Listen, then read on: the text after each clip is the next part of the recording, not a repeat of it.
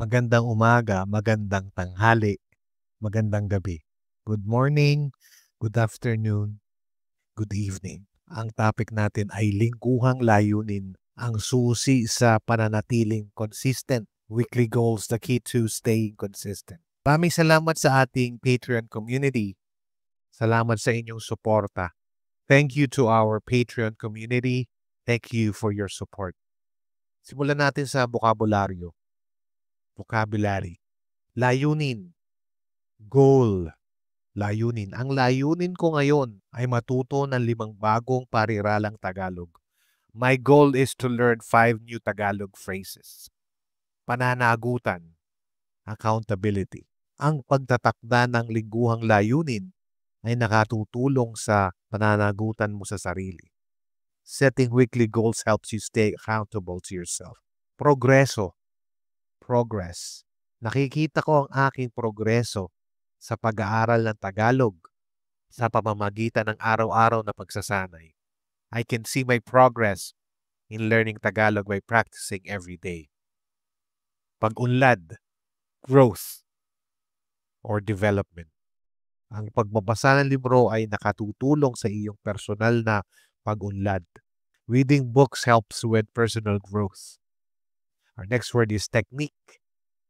Technique o paraan. Technique o paraan. Nakahanap ako ng bagong technique o paraan sa pagharap sa mga mainit na ulong customer mula sa isang libreng kurso. I learned a new technique for handling difficult customers from a free course. Pagbabago, adjustment, change. Kung hindi gumagana ang inyong diskarte, subukan ninyong baguhin ito ng kaunti. If your strategy isn't working, try making a small change. Tagumpay, success. Ang tagumpay hindi tungkol sa pagiging perpekto, kundi sa patuloy na pagsisikap. Success isn't about perfection, but about continuous effort. Our next word is subaybayan. Track, monitor. Dapat mong subaybayan ang iyong progreso upang malaman kung ikaw ay natututo o nag-i-improve. You should track your progress to see if you are improving or learning. Pagsisikap, effort. Kahit maliit na pagsisikap, araw-araw ay makakatulong ng malaki sa iyo. Even your small efforts can help you a lot.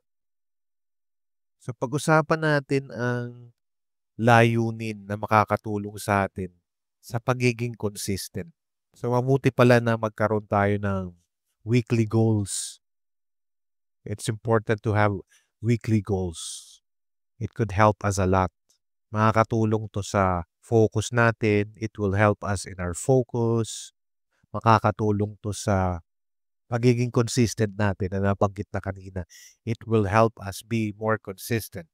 Bakit epektibo ang lingguhang layunin? Why is a weekly goal important? Or why is it effective?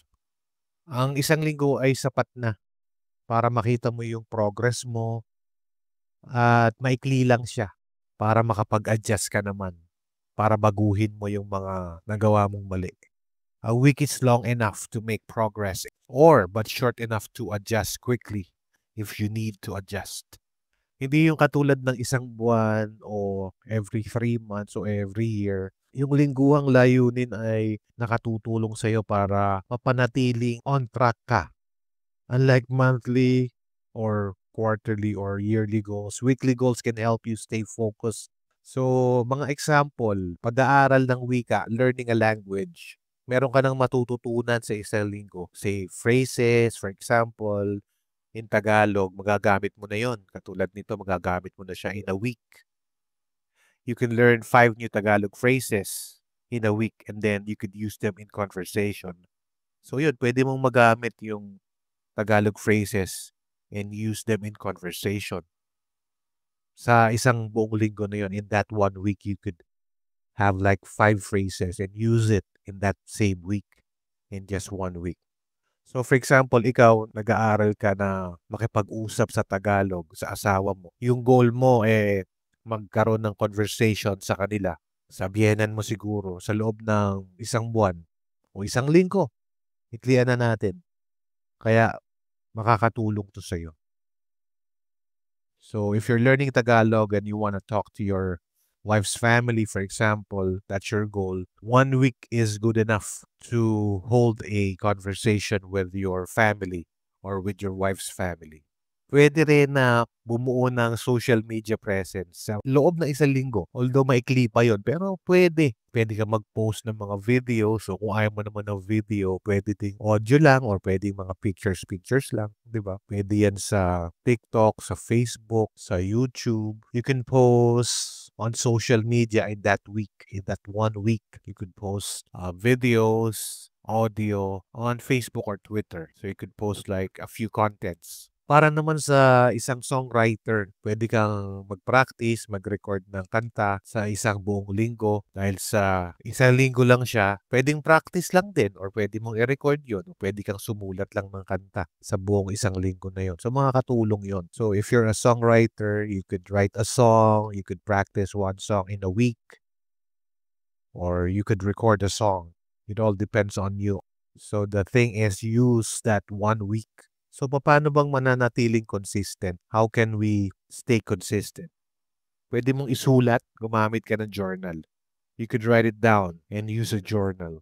Dapat tiyak yung ginagawa mo. Meron ka isang ginagawa. Say, for example, nag-e-ehersisyo, nag-e-exercise ka. Make it specific. Say, for example, you exercise at least a few days a week. Pwede ka mag-exercise ng ilang araw sa isang linggo. Say, 3 times a week para maging consistent ka. So, sa susunod na linggo, ganun ulit. 3 times a week na exercise. In the following week, you can exercise for another 3 times in that week to stay consistent para maging consistent ka. Tapos, pwede kang magkaroon ng checklist.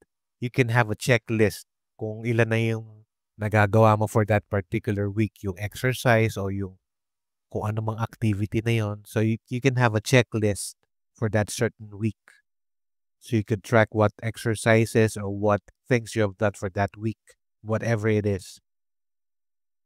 Tapos, i-adjust mo yung sarili mo. Mag-adjust ka the following week. Kung may nagkulang ka, pwede mong adjust yan sa susunod na linggo. So, what you can do is you could adjust the following week. If you missed on something, if you were not able to do something on that particular week, you could just adjust that on this following week. So that's what you can do with that particular week. You could adjust your goals if it's not working. So, yung tagumpay, hindi naman nangyayari agad yan. You need to be consistent. You need to work on your progress. So success does not come instantly. You need to be consistent and work on your progress. Ano man yung goal mo, ano man yung layunin mo, basta every week meron kang ginagawa. Kung hindi ka man naging successful nung linggo na yon, pwede kang maging successful siguro sa susunod na linggo. So whatever your goal is, success will come if you are consistent. If you're not successful in that particular week, you could be successful in the following week. And just look into what you haven't done for that week, for the past week. So, tignan mo lang yung mga hindi mo nagawa nitong nakaraan linggo. Tapos, baguhin mo sa susunod na linggo. If somehow this episode is helpful, join us on Patreon, on our community, para ma-master mo yung Tagalog, to master Tagalog. For just $5 a month, get exclusive lessons, helpful tips, and full support to the Learn Tagalog community. And if you want to practice speaking Tagalog, for just $18 a month, you get 12 interactive sessions to improve your Tagalog conversation skills. This is 30 minutes every session. Be part of our growing community and start speaking Tagalog with confidence. Join us on our Patreon community. Look for Learn Tagalog Filipino on Patreon. Type in Learn Tagalog Filipino. Maraming salamat po. Thank you so much. And hangad namin ang inyong tagumpay sa pagsasalita o pag-aaral ng Tagalog. Maraming salamat ulit.